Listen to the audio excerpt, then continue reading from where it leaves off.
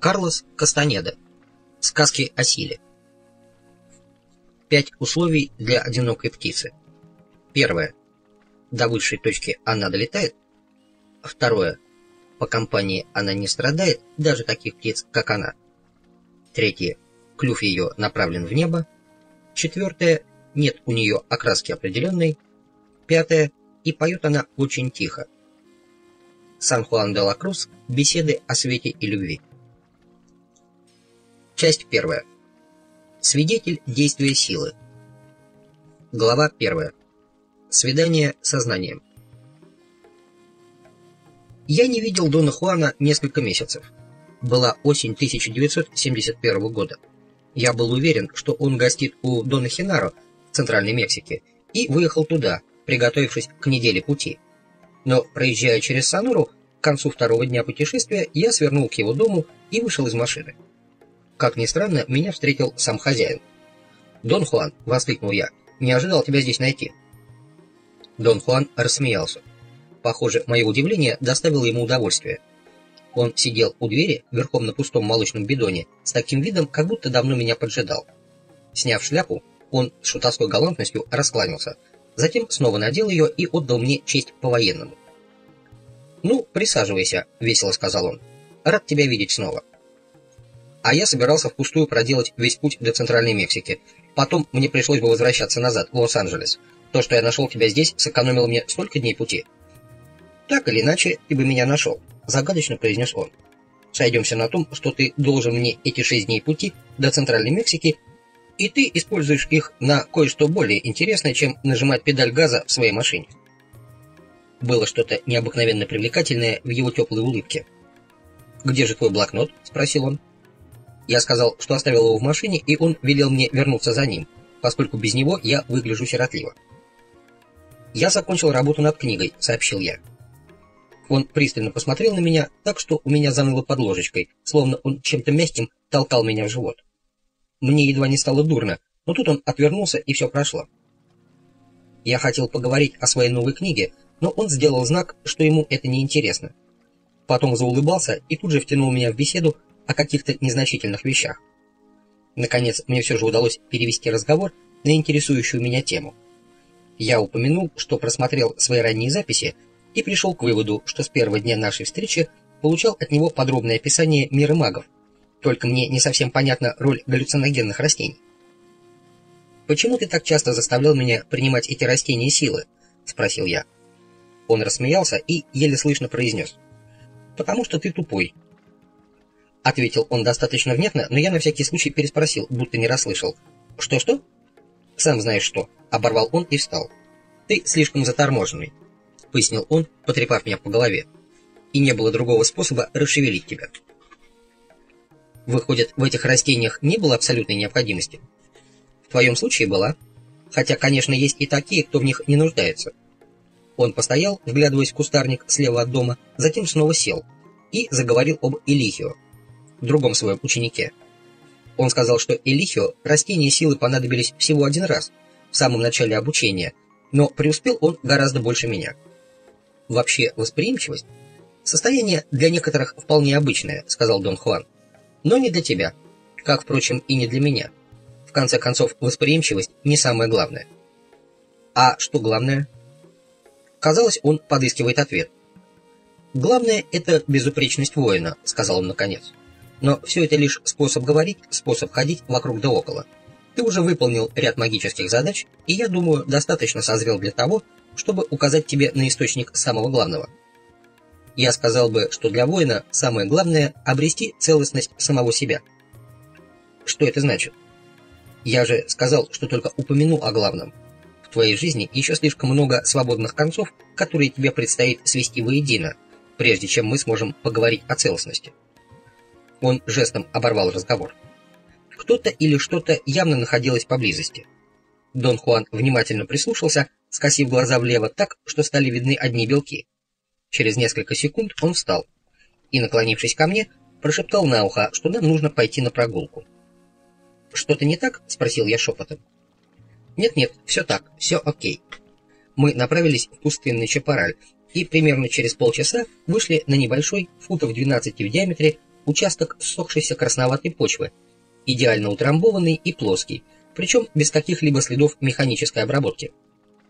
Дон Хуан сел в центре этого круга, лицом на юго-восток, велев мне сесть напротив, лицом к нему. «Что мы здесь будем делать?» — спросил я. «Здесь у нас сегодня вечером свидание», — ответил Дон Хуан. Он окинул взглядом окрестности и вновь стал смотреть на юго-восток. Его действия встревожили меня. Я спросил, с кем будет свидание. «Со знанием», — ответил он. «Можно сказать, что знание кружит вокруг нас». Не дав мне ухватиться за столь загадочный ответ, он быстро сменил тему и весело предложил мне быть естественным, то есть писать и говорить так, словно мы находимся у него дома. В то время меня особо занимало яркое переживание, испытанное мною полгода назад. Разговор с койотом. Тогда я впервые сумел самостоятельно визуализировать магическое описание мира, в котором разговор с животными был в порядке вещей. «Мы не будем рассуждать о подобных опытах», — сказал Дон Хуан, когда я закончил. «Не стоит индульгировать, фокусируя внимание на прошедших событиях.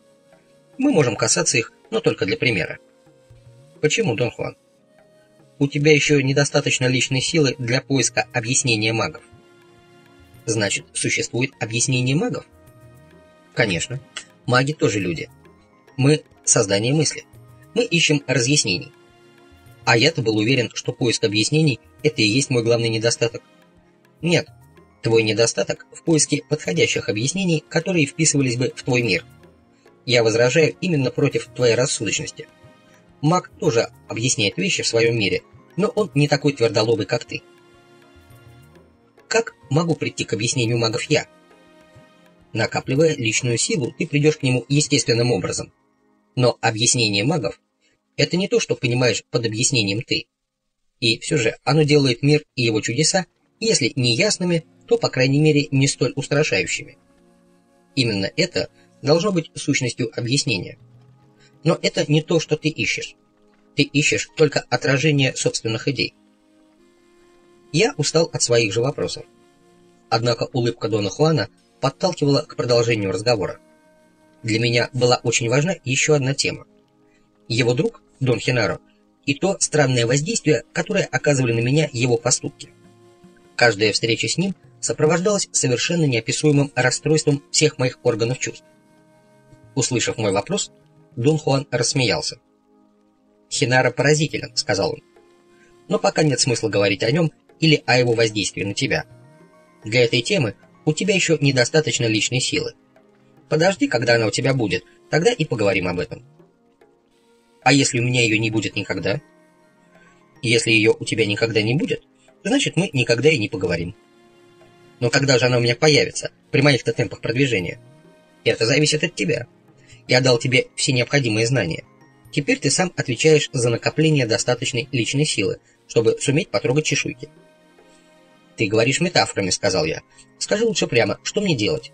А если ты мне это уже говорил, то давай предположим, что я забыл». Дон Хуан усмехнулся и лег, заложив руки за голову. «Ты прекрасно знаешь, что тебе нужно», — сказал он.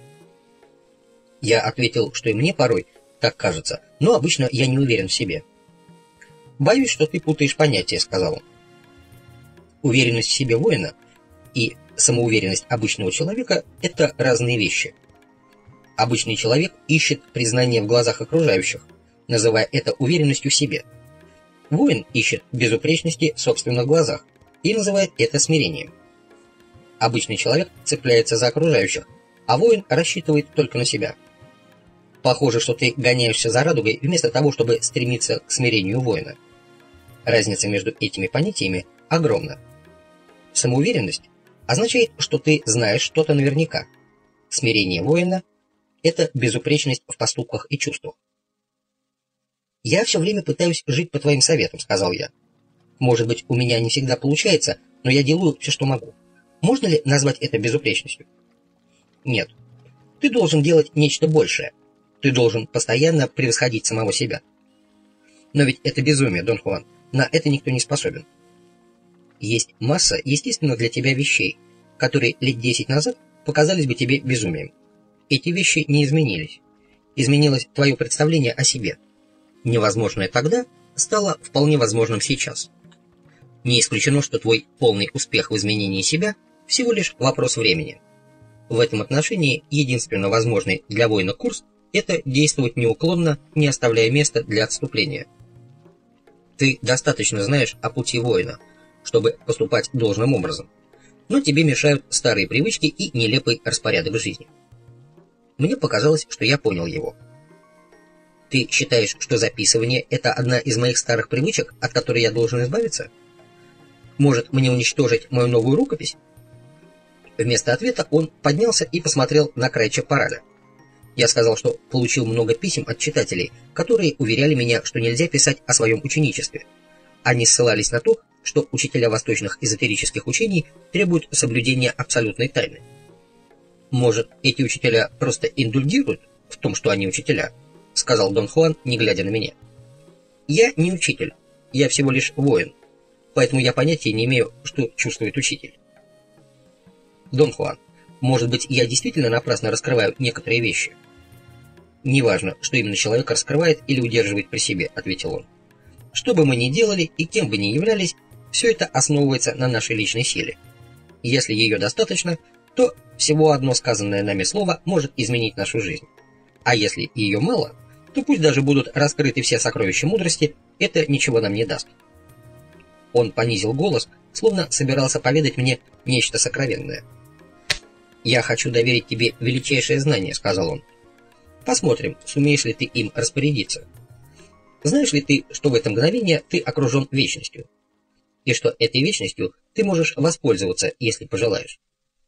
Он выжидающе посмотрел на меня, едва заметными движениями глаз подталкивая к ответу. После длинной паузы я сказал, что не понимаю, о чем идет речь. «Вон там, вечность там», — произнес он, указывая на горизонт. Затем прямо вверх. Или там. А можно сказать и так, вечность — это нечто здесь и здесь. И он раскинул руки в стороны, указывая на запад и восток. Мы посмотрели друг на друга. В его глазах был вопрос. «Что ты на это скажешь?» — требовательно спросил Дон Хуан. Я не знал, что ответить. «Знаешь ли ты, что можешь вечно расширять свои границы в любом из указанных мною направлений?» — продолжал он. «Знаешь ли ты, что одно мгновение может быть вечностью? Это не загадка, это факт. Но только если ты оседлаешь это мгновение и используешь его, чтобы унести с собой свою целостность навсегда и в любом направлении». Он смотрел на меня. «У тебя раньше не было этого знания», — сказал он, улыбнувшись. «Теперь я открыл его тебе. Но что это изменило? Пока у тебя все равно недостаточно личной силы, чтобы им воспользоваться. Иначе моих слов хватило бы тебе, чтобы собрать свою целостность и направить ее на прорыв собственных границ». Он подошел ко мне и постучал костяшками пальцев по моей груди. «Вот границы, о которых я говорю», — сказал он. «Можно выйти за них. Мы — это чувство, сознание, заключенное здесь». Он хлопнул меня по плечам обеими руками, да так, что мой блокнот и карандаш полетели на землю. Дон Хуан наступил на блокнот и, смеясь, смотрел на меня. Я спросил его, не возражает ли он против моих заметок. Он сказал, что нет, и убрал ногу. «Мы — светящиеся существа», — сказал он, ритмично покачивая головой.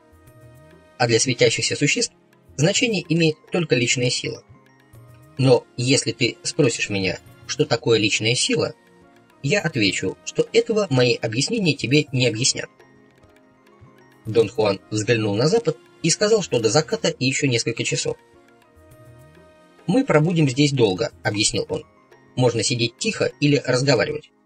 Для тебя молчать неестественно, поэтому продолжим беседу.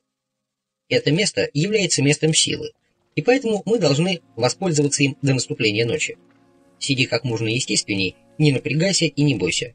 Похоже, что тебе легче всего расслабиться, делая заметки. Поэтому пиши сколько душе угодно. А теперь расскажи мне о своем сновидении». Этот внезапный переход застал меня врасплох. Дон Хуан повторил свою просьбу. На эту тему можно было говорить долго. Сновидения предполагали культивирование контроля над снами до такой степени, что опыт, приобретенный в них, становился равнозначным опыту бодрствования. По мнению магов, при практике сновидения обычный критерий различия между сном и реальностью становился недействительным. Эта практика, как учил Дон Хуан, сводилась к упражнению, в котором требовалось найти свои руки во сне. После нескольких лет тренировок я сумел наконец сделать это. Теперь я понимаю, что добился успеха лишь потому, что научился в какой-то степени контролировать мир своей повседневной жизни. Дон Хуан хотел знать все детали. Я рассказал ему, как часто бывает непреодолимо трудно дать самому себе команду смотреть на руки. Он предупредил меня, что даже начальный этап подготовительной работы, называемый им настройкой сновидения, это смертельная игра, в которую разум человека играет сам с собой. И какая-то часть меня будет делать все возможное, чтобы воспрепятствовать выполнению этой задачи. По словам Дона Хуана, это могли быть размышления о бессмысленности такого занятия, меланхолия или даже депрессия с суицидальными тенденциями. Я, однако, так далеко не зашел. В моем опыте преобладала комическая сторона, и все же результат был неизменно отрицательным. Всякий раз, когда я собирался взглянуть во сне на свои руки, случалось что-то необычное. То я начинал летать, то мой сон переходил в кошмар, а то просто появлялось чувство очень приятного возбуждения. Все это своей живостью выходило за рамки нормального сна, поэтому вырваться было очень трудно. В таких ситуациях мое первоначальное намерение увидеть свои руки обычно забывалось. И вот однажды ночью я совершенно неожиданно нашел свои руки во сне. Мне снилось, что я иду по улице какого-то города, и вдруг поднимаю руки к лицу. Казалось, что-то внутри меня сдалось и позволило мне увидеть тыльную сторону своих ладоней. Дон Хуан предупреждал меня, что как только образ моих рук станет расплываться или меняться на что-то другое, я должен перевести взгляд с них на любой другой предмет. В этом сне я перенес внимание на здание в конце улицы. Когда вид этого здания тоже начал туманиться, я сфокусировал внимание на других элементах сна. В результате получалась ясная и четкая картина пустынной улицы в каком-то неизвестном городе. Дон Хуан расспрашивал меня о других опытах сновидения. Мы беседовали довольно долго. Под конец моего отчета он встал и направился к кустам. Поднялся и я. Я нервничал. Это было ничем не обоснованное чувство, так как для страха и тревоги не было никаких оснований. Вскоре Дон Хуан вернулся. Он заметил мое возбуждение. «Успокойся», — сказал он, мягко сжав мою руку. Усадив меня, он положил мне на колени блокнот и велел писать. Он сказал, что я не должен беспокоить место силы ненужными вибрациями страха или нерешительности. «Почему я так разнервничался?» — спросил я. «Это естественно», — сказал он. «Твоя деятельность в сновидениях угрожает чему-то в тебе самом. Пока ты о ней не думал, с тобой было все в порядке. Но теперь, раскрыв свои действия, ты готов упасть в обморок. У каждого воина свой собственный способ сновидения. Все они различны. Объединяют нас только уловки, направленные на то, чтобы заставить себя отступиться. Единственный выход – это продолжение опытов, несмотря на все преграды и разочарования».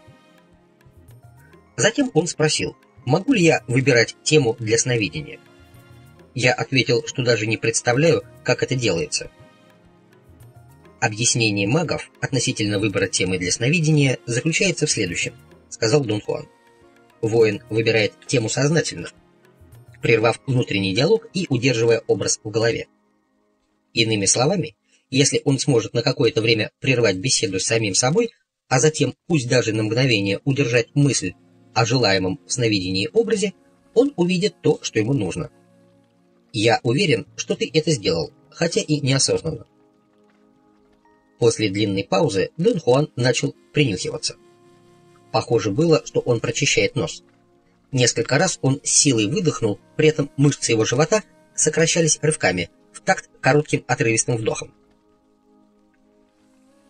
«Хватит говорить о сновидениях», — сказал он. «Это может стать у тебя манией.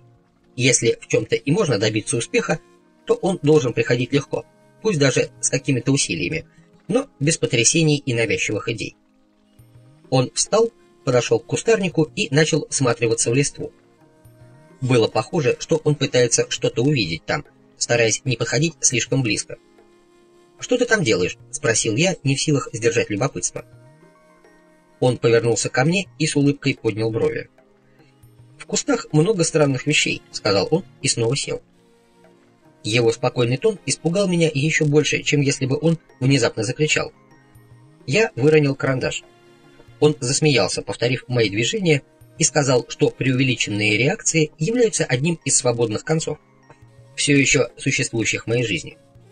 Я хотел поговорить на эту тему, но он не позволил. «Осталось совсем немного дневного времени», — сказал он. «Есть более важные вещи, которые мы должны обсудить до наступления сумерек». Он добавил, что, судя по моим успехам в сновидении, я, видимо, научился останавливать внутренний диалог по своему желанию. Я подтвердил это. В начале нашего знакомства Дон Хуан предлагал мне для этого другую технику. Подолгу ходить с расфокусированными глазами, пользуясь только боковым зрением. Он утверждал, что если удерживать расфокусированные глаза на точке чуть выше горизонта, то получаешь почти полный 180-градусный обзор. Он настаивал, что это упражнение является единственным способом остановки внутреннего диалога. Поначалу он расспрашивал меня о моих успехах, но вскоре перестал интересоваться этим. Я сказал ему, что применял эту технику в течение нескольких лет, но без особого эффекта. Впрочем, я и не ожидал никаких изменений. Каково же было мое потрясение, когда однажды я понял, что за последние 10 минут не сказал самому себе ни единого слова. Тогда же я понял, что остановка внутреннего диалога — это не просто удерживание слов, произносимых самому себе. Весь процесс моего мышления остановился, и я ощутил себя как бы парящим.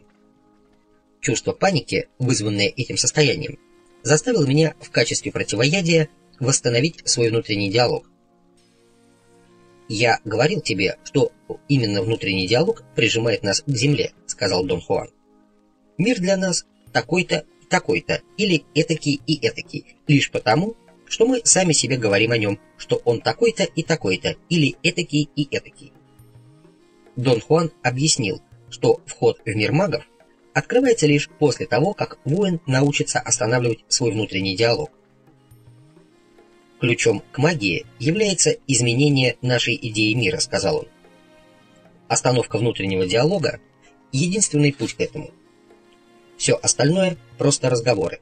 Пойми, все, что ты сделал, за исключением остановки внутреннего диалога, ничего не смогло изменить ни в тебе самом, ни в твоей идее мира. Суть в том, что такое изменение не может быть вызвано силой. Вот почему учитель и не обрушивается на своих учеников. Это привело бы их лишь к депрессии и навязчивым идеям». Он попросил подробно рассказать о других случаях остановки внутреннего диалога, которые у меня были. Я рассказал все, что мог вспомнить. Мы беседовали долго. Стемнело, и я не мог больше говорить и записывать одновременно. Заметив это, Дон Хуан рассмеялся. Он сказал, что я выполнил еще одну задачу магии. Писал, не концентрируясь на этом. В этот момент я осознал, что до сих пор совершенно не уделял никакого внимания процессу записывания. Казалось, это была отдельная деятельность, с которой я не имел ничего общего. Я был озадачен. Дон Хуан попросил меня сесть рядом с ним в центре круга. Он сказал, что наступили сумерки, и мне опасно сидеть так близко к кустам. Я невольно вздрогнул и придвинулся к нему. Он велел мне сесть лицом к востоку, успокоиться и остановить внутренний диалог. Но я был слишком возбужден, чтобы сделать это. Дон Хуан повернулся ко мне спиной, предложив опереться на его плечо. Он сказал, что я должен остановить свои мысли, а затем повернуть лицо к кустам на юго-востоке и не закрывать глаза. Загадочным тоном он добавил, что от решения поставленной передо мной задачи зависит, буду ли я готов к восприятию новой грани мира магов. Я робко спросил о природе этой задачи. Он мягко усмехнулся. Я ждал его ответа, но затем что-то во мне как бы переключилось, и я почувствовал себя парящим. Казалось, из моих ушей вынули затычки, и сразу же стали слышны бесчисленные шумы чапараля. Их было так много, что они сливались в сплошной гул. Я почти задремал, как внезапно что-то привлекло мое внимание. Мой мыслительный процесс при этом был отключен. Я как будто не заметил ничего особенного вокруг, но мое сознание явно было чем-то захвачено. Я проснулся окончательно. Мои глаза были сфокусированы на пятне у края чапараля, но я не смотрел, не думал и не говорил сам с собой. Это было чисто телесным ощущением. Слов не требовалось. Я чувствовал, что прорываюсь через что-то неопределенное. Может быть, прорывалось то, что в обычном состоянии было моими мыслями. Во всяком случае, в моих ощущениях было что-то вроде снежного обвала. Что-то, центром чего был я, рушилось. Я почувствовал жжение в животе. Что-то тянуло меня в чапараль. Я видел темную массу кустов перед собой. Но это не было сплошным темным пятном. Я мог видеть каждый куст, как если бы смотрел на них в ранних сумерках. Казалось, что они двигаются. Их листва напоминала черные юбки, которые нес ко мне ветер. Но ветра не было. Я погрузился в их гипнотизирующее движение. Какая-то пульсирующая сила подтягивала их все ближе и ближе ко мне. Потом на фоне очертаний кустов появился более светлый силуэт. Я сфокусировал глаза сбоку от него и смог различить в нем слабое сияние. Не фокусируясь, я взглянул прямо на него. Появилась уверенность, что светлый силуэт — это человек, прячущийся под кустами. В этот момент я находился в крайне необычном состоянии. Я осознавал и окружающее, и процесс мышления, который оно во мне вызывало. Но я не мог думать так, как обычно. Например, когда я понял, что силуэт, наложенный на кусты, человек, я вспомнил другой подобный случай. Однажды во время ночной прогулки с Доном Хинаро я заметил, что позади нас в кустах прячется человек. Но как только я попытался рационально объяснить это явление, человек исчез из виду. Однако в этот раз я почувствовал себя хозяином положения и отказался не только объяснять что-либо, но и думать вообще. В какой-то момент у меня появилось чувство, что я могу удержать человека и заставить его оставаться на месте. Затем я ощутил странную боль в центре живота. Казалось, что-то вырывается из меня, и я уже не мог держать напряженными мышцы брюшного пресса. Как только я сдался, темный силуэт громадной птицы или какого-то летающего существа бросился на меня из чапараля. Было похоже, что человек превратился в птицу. У меня появилось ясно осознанное восприятие страха. Я ахнул и с громким криком опрокинулся на спину. Дон Хуан помог мне подняться. Его лицо было вровень с моим. Он смеялся. «Что это было?» — закричал я. Он прикрыл мне рот рукой и прошептал в самое ухо, что нам нужно покинуть это место спокойно и собранно, словно ничего не произошло. Мы шли бок о бок. Его походка была спокойной и размеренной. Пару раз он быстро оглянулся. Я сделал то же самое и дважды уловил какую-то темную массу, которая, казалось, следовала за нами. Позади я услышал громкий и какой-то неземной крик. На мгновение меня охватил ужас. По мышцам живота прошли судороги. Они начались спазматически, и их интенсивность росла до тех пор, пока они буквально не заставили мое тело бежать. Применяя терминологию Дона Хуана, о моей реакции можно сказать, что мое тело под воздействием испуга выполнило бег силы, особую технику передвижения в темноте, которой он обучал меня несколькими годами ранее. Я действовал почти бессознательно и внезапно обнаружил себя в доме Дона Хуана. Очевидно, он следовал за мной, и мы прибежали одновременно. Он зажег керосиновую лампу, поставил ее на потолочную балку и спокойно сказал, чтобы я сел и расслабился. Некоторое время я бежал на месте, пока немного не успокоился. Затем я сел.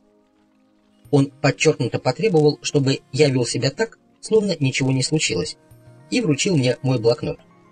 В спешке я не заметил, что обронил его. «Что там произошло, Дон Хуан?» «У тебя было свидание с сознанием», — сказал он, указывая движением подбородка на темный край чапараля. «Я повел тебя туда потому, что еще раньше уловил отблеск знания, бродившего вокруг дома. Ты можешь считать, что знание знало о твоем приезде и ждало тебя здесь. Но я предпочел встретиться с ним не здесь, а на месте силы. Затем я проверил, достаточно ли у тебя личной силы, чтобы отличить знания от остальных вещей вокруг нас. Ты сделал все прекрасно». «Минуточку», — запротестовал я. Я видел силуэт человека, прячущегося за кустами, а затем видел огромную птицу. «Ты не видел человека», — сказал он с ударением. «Не видел ты и птицу. И силуэт в кустах, и то, что полетело к нам, это была бабочка.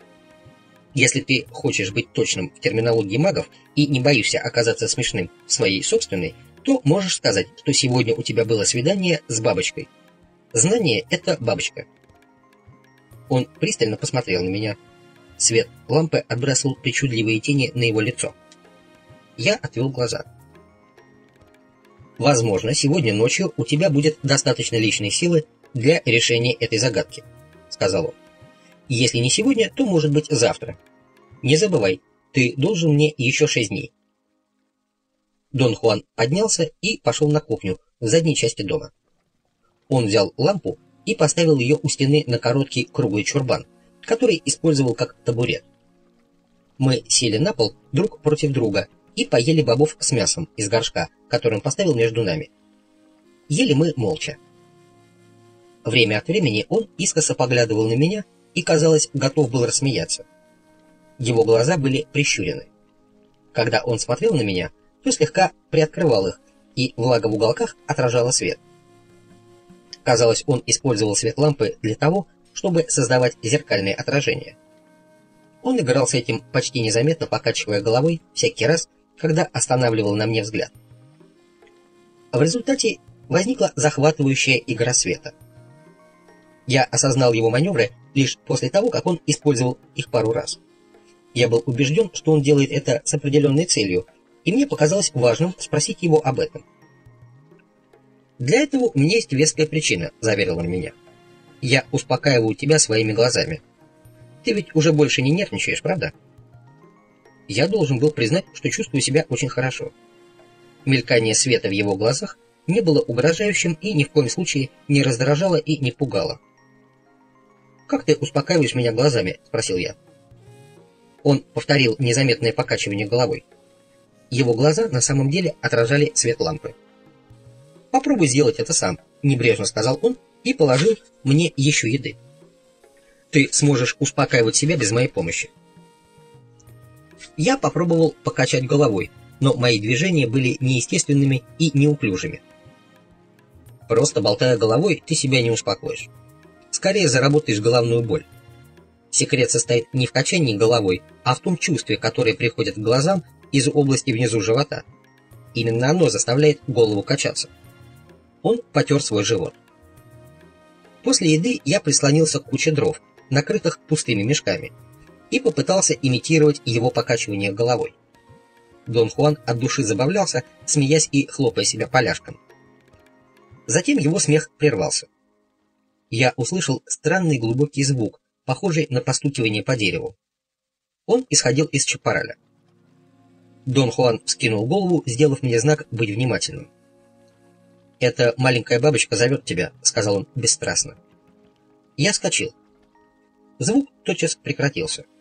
Я посмотрел на Дона Хуана в поисках объяснений, но он сделал комический жест беспомощности, пожав плечами. «Ты еще не закончил своего свидания», — добавил он. «Я сказал, что не чувствую себя достойным, что лучше уеду домой и вернусь, когда буду сильнее». «Ты говоришь ерунду», — сказал он. «Воин берет свою судьбу, какой бы она ни была, и принимает ее в абсолютном смирении. Он в смирении принимает себя таким, каков он есть. Но не как повод для сожаления, а как живой вызов.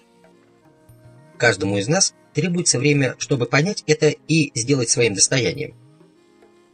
Я как-то ненавидел само слово «смирение». Я индеец, а мы, индейцы, всегда были смиренны и только и делали, что опускали головы. Я думал, что смирению не по пути с воином. Я ошибался. Сейчас я знаю, что смирение воина и смирение нищего – невероятно разные вещи. Воин ни перед кем не опускает голову, но в то же время он никому не позволяет опускать голову перед ним. Нищий, напротив, падает на колени и шляпой метет пол перед тем, кого считает выше себя. Но тут же требует, чтобы те, кто ниже его, мели пол перед ним. Вот почему я сегодня сказал тебе, что не знаю, что чувствуют учителя. Я знаю только смирение воина. Оно никогда не позволяет мне быть чьим-то учителем. Мы некоторое время молчали. Его слова глубоко взволновали меня. Я был тронут ими, но в то же время мне не давало покоя увиденное в Чапарале. Про себя я решил, что Дон Хуан явно что-то скрывает и на самом деле вполне осведомлен о происходящем. Я ушел в эти размышления, но тут же странный звук вновь вывел меня из задумчивости. Дон Хуан усмехнулся. «Ты любишь смирение нищего», — тихо сказал он. «Ты склоняешь голову перед разумом». «Мне вечно кажется, что меня разыгрывают», — сказал я. «Это моя основная проблема». «Ты прав, тебя разыгрывают», — заметил он с обезоруживающей улыбкой. «Но твоя проблема не в этом. На самом деле ты считаешь, будто я сознательно тебя обманываю. Так ведь?» «Да, что-то мне не позволяет поверить в реальность происходящего». «Ты опять прав. Ничто из происходящего не является реальным». «Что ты хочешь этим сказать, Дон Хуан?» «Вещи становятся реальными лишь тогда, когда ты научился соглашаться с их реальностью. Например, то, что произошло сегодня ночью, вряд ли может быть для тебя реальным, потому что никто тебя в этом не поддержит». «Ты хочешь сказать, что ничего не видел?» «Конечно, видел, но я не в счет. Вспомни, я тот, кто тебя обманывает». Дон Хуан смеялся, пока не закашлялся. Его смех был дружеским, хотя смеялся он явно надо мной. «Не принимай близко к сердцу чушь, которую я несу», — сказал он ободряюще. «Я просто стараюсь расслабить тебя, зная, что ты чувствуешь себя в своей тарелке только когда выбит из колеи». Его выражение было рассчитано комичным, так что мы оба расхохотались. После некоторой паузы я вдруг понял, что эти слова только еще больше испугали меня. «Ты боишься меня?» — спросил он. «Не тебя, а того, что ты приносишь с собой». «Я приношу с собой свободу воина. Ты этого боишься?» «Нет, но твое знание слишком устрашающее. В нем нет для меня утешения, нет гавани для приюта». «Ты опять все путаешь. Утешение, гавань, страх — это все настроение, которым ты научился, даже не спрашивая об их ценности. Как видно, черные маги уже завладели всей твоей преданностью». «Кто такие черные маги?» «Окружающие нас люди являются черными магами. А поскольку ты с ними, то ты тоже черный маг. Задумайся на секунду, можешь ли ты уклониться от тропы, которую они для тебя проложили? Нет. Твои мысли и поступки навсегда зафиксированы в их терминологии. Это рабство. А вот я принес тебе свободу. Свобода стоит дорого, но цена не невозможна.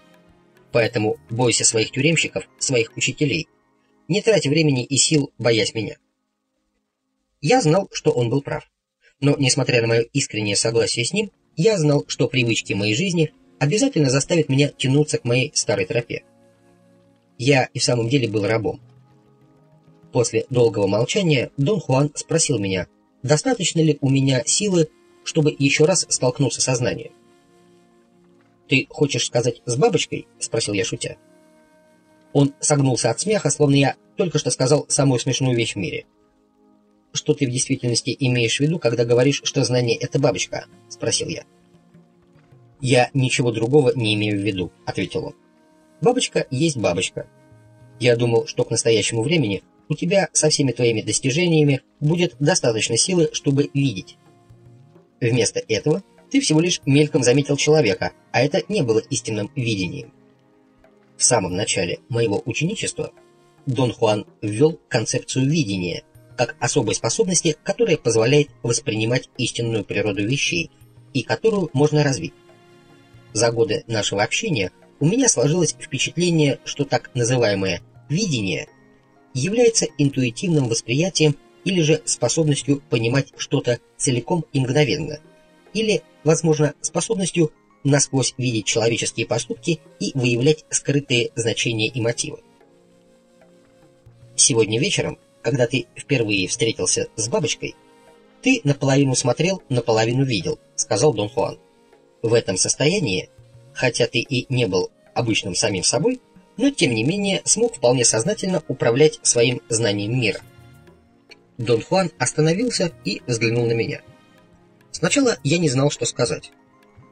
«Как я управлял знанием мира?» — спросил я наконец. «Твое знание мира сказало тебе, что в кустах можно найти только подкрадывающихся животных или людей, прячущихся за листвой. ты удержал эту мысль. И естественно, что тебе пришлось найти способ удержать мир таким, чтобы он отвечал этой мысли. Но я вообще не думал, Дон Хуан. Тогда не будем называть это думанием. Скорее, это привычка видеть мир, соответствующим нашему представлению о нем. Когда это не так, мы просто делаем его соответствующим. Бабочки, большие как человек, не могут быть даже мыслью. Поэтому для тебя то, что находилось в кустах, должно было быть человеком. То же самое случилось с койотом. Твои старые привычки определили природу и этой встречи. Что-то произошло между тобой и койотом, но это был не разговор. Я сам бывал в такой переделке. Я тебе рассказывал, как однажды говорил с оленем. Но ни ты, ни я никогда уже не узнаем, что происходило в этих случаях на самом деле. О чем ты говоришь, Дон Хуан? Когда мне стало понятным объяснение магов, было уже слишком поздно узнавать, что именно сделал для меня олень. Я сказал, что мы разговаривали, но это было не так. Сказать, что между нами состоялась беседа, лишь способ расставить все по местам, так, чтобы я мог рассказать об этом. Олень и я что-то делали, но в это время мне нужно было заставить мир соответствовать моим идеям, совершенно так же, как это сделал ты. Как и ты, я всю жизнь разговаривал, поэтому мои привычки взяли верх и распространились на оленя. Когда олень подошел ко мне и сделал то, что он сделал, я был вынужден понимать это как разговор. Это объяснение магов? Нет, это мое объяснение тебе. Но оно не противоречит объяснению магов. Его объяснение вызвало у меня состояние огромного умственного возбуждения. На некоторое время я не только забыл о крадущейся бабочке, но даже перестал записывать. Я попытался перефразировать его заявление, и мы ушли в длинные рассуждения относительно рефлексивной природы нашего мира. Мир, по словам Дона Хуана, должен соответствовать его описанию. Это описание отражает само себя. Еще одним аспектом его объяснения была идея, что мы научились соотносить себя с нашим описанием мира в соответствии с тем, что он назвал привычками. Я привел более обширный термин «преднамеренность», как свойство человеческого сознания, посредством которого соотносятся с объектом или его истолковывают. В ходе разговора мы пришли к интересному выводу. После объяснений Дона Хуана наш разговор с койотом приобрел новые черты. Я действительно намеренно вызвал диалог, поскольку никогда не знал другого пути намеренной коммуникации. Я преуспел в том, чтобы заставить и его отвечать описанию, соответственно которому общение происходит через диалог. Таким образом, я заставил описание отразиться. Я чувствовал огромный подъем. Дон Хуан засмеялся и сказал, что быть до такой степени тронутым словами – это другой аспект моей глупости. Он забавным жестом изобразил немой разговор. «Мы все проходим через одну и ту же ерунду», – сказал он после длинной паузы. «Единственный способ преодолеть ее – это продолжать действовать как воин. Остальное придет само собой и через себя самого». «А что остальное, Дон Хуан?» «Знание и сила. Люди знания обладают и тем, и другим. Но как они их приобрели, не может сказать никто. Единственное, что можно утверждать, они неуклонно действовали как воины, и в какой-то момент все изменилось». Он посмотрел на меня. Казалось, он был в нерешительности. Затем он встал и сказал, что у меня нет иного выхода, как продолжить свое свидание со знанием.